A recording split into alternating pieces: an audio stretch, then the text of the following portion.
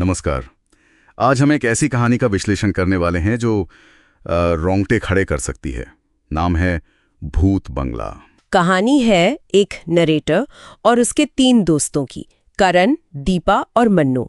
ये लोग मसूरी के पास ट्रैकिंग से लौट रहे थे और जंगल में एक बदनाम से पुराने बंगले में रात बिताने का फैसला करते हैं। हाँ, और मजे की बात यह है कि टैक्सी ड्राइवर ने उन्हें पहले ही चेताया था। बिल्कुल। लेकिन वो रोमांच की मूड में थे। तो चलिए देखते हैं इस कहानी में डर कैसे परत दर परत सामने आता है।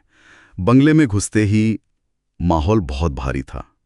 दरवाजा आधा टूटा हुआ, हर तरफ धूल ही धूल। हाँ, और वो फर्नीचर पर सफेद चादरें ढकी हुई, जैसे किसी ने बहुत पहले सब कुछ ढक कर छोड़ दिया हो। और हवा में एक अजीब सी ठंडक थी। लेकिन सबसे ज्यादा जो परेशान करने वाली चीज थी वो थी एक बड़े से फ्रेम में लगी परिवार की तस्वीर। अच्छा, उसमें क्या था? उसमें जितने भी लोग थे सबके चेहरे काट दिए गए थे। सोचिए जरा। अरे बाप रे, ये तो शुरू में ही बहुत अजीब है। हाँ, तभी तो करण ने कहा सही नाम है भूत बंगला, बिल्कुल फिट बैठता है। और ये कटी हुई तस्वीरें देखिए, ये सिर्फ डरावना माहौल नहीं बनाती, ये एक तरह से पहचान मिटाने जैसा है ना? किसी के वजूद को ही काट देना। सही कहा। ये डर सिर्फ भूत प्रेत वाला नहीं, उससे कहीं ज्यादा गहरा लगता है। अलौकिक घटनाएं शुरू होने से पहले ही माहौल काफी बिगड़ चुका था। बिल्कुल। फिर उन्हें मिलता है कमरा नंबर 103 और वहां एक गेस्ट बुक रखी थी। अच्छा, गेस्ट बुक। उसमें क्या खास था? आखिरी एंट्री थी 17 अक्टूबर 2011 की। लिखा था हम कल लौटेंगे। लेकिन ठीक उसके नीचे पेंसिल से किसी ने घसीट कर लिखा था मत रुकना। ओहो, ये हुई पहली सीधी चेतावनी, जिसे उन्होंने जाहिर है नजरअंदाज किया होगा। हाँ बिल्कुल। ये मत रुकना वाली बात दिलचस्प है। क्या ये वाकई किसी भूत की चेतावनी थी, या शायद पहले कोई वहां फंसा हो उसकी पुकार? पता नहीं, या शायद उनके अपने अंदर का डर हो सकता है, या आने वाले खतरे की आहट। हॉरर कहानियों में अक्सर ऐसा होता है ना, किरदारों को चेतावनी मिलती है, वो उसे अनदेखा करते हैं और फिर कहानी आगे बढ़ती है। तनाव और बढ़ता है। रात के लगभग 12:30 बजे नरेटर को अकेले में कॉरिडोर में किसी के चलने की आवाज आती है, गीले पैरों से चलने की। गीले पैर बंगले के अंदर? हाँ, जब वो बाहर देखता है तो कोई नहीं होता, लेकिन फर्श गीला था और शीशे पर लिखा था गो बैक। अरे यार, ये तो बहुत डायरेक्ट हो गया। अब डर सिर्फ महसूस करने वाला नहीं रहा, वो दिखने भी लगा। बिल्कुल, और अब डर पर्सनल हो गया, सीधे उन्हें टारगेट कर रहा है। हाँ, इसके ठीक बाद वो चारों दोस्त बाहर आते हैं और देखते हैं कि एक कमरा जो पहले बंद था, हाँ, वो अब खुला हुआ है। ओहो! और अंदर एक पालना रखा था, और वो पालना बिना हवा के अपने आप धीरे धीरे झूल रहा था। पालना अपने आप झूलता हुआ, ये तो बहुत डरावना है।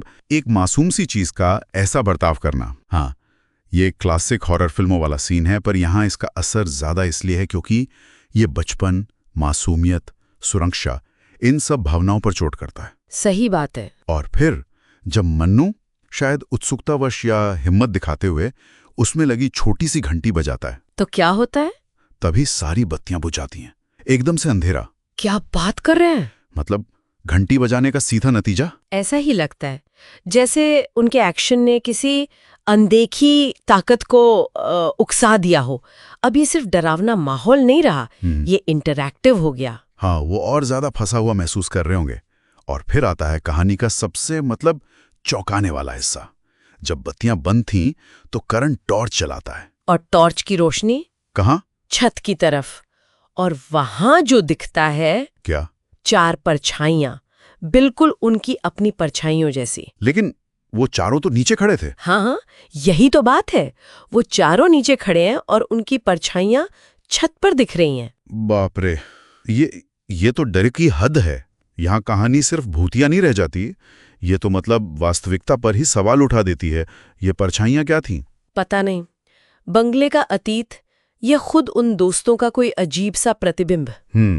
इस रहस्य से पर्दा तब हटता है जब वो किसी तरह हिम्मत करके बंगले से भाग निकलते हैं। बच गए। हाँ, भागने में कामयाब हो जाते हैं। सुबह उन्हें वही टैक्सी ड्राइवर मिलता है। अच्छा, वही ड्राइवर जिसने चेतावनी दी थी? हाँ, वही। वो बताता है कि करीब 10 साल पहले उस बंगले में भयानक आग लगी थी। आग? हाँ, जिसमें एक माँ और उसका बच्चा जलकर मर गए थे। और उन्हें बचाने की कोशिश में 3 और लोग भी मारे गए थे। यानी कुल 5 मौतें। 5 मौतें, लेकिन परछाइयां थी 4। हाँ, ये बात थोड़ी उलझी हुई है। 5 मौतें पर 4 परछाइयां। क्या ड्राइवर की कहानी 100% सही थी या गिनती में कुछ गड़बड़ है? या फिर वो परछाइयां उन 4 दोस्तों की ही थी, उनके डर का प्रतिबिंब। ये भी हो सकता। या शायद मारे गए 5 लोगों में से कोई 4, माँ, बच्चा और 2 बचाने वाले। कहानी इस सवाल को खुला छोड़ देती है ना। हाँ, और यही चीज इसे और ज्यादा परेशान करती है। ड्राइवर ये भी कहता है कि वो परछाइयां हर रात वहां दिखती हैं, जैसे वो त्रासदी वहां बस गई हो। बिल्कुल, एक स्थायी दुख की तरह। नरेटर खुद कहानी के आखिर में कहता है कि उसे आज तक नहीं पता कि उसने जो देखा वो सच था या सिर्फ उसके डरे हुए मन का वहम। पर अनुभव इतना गहरा था कि उसकी यादें उसे सोने नहीं देती, उस पर एक निशान छोड़ गई हैं। हाँ, और देखिए, ये बात हमें सोचने पे मजबूर करती है।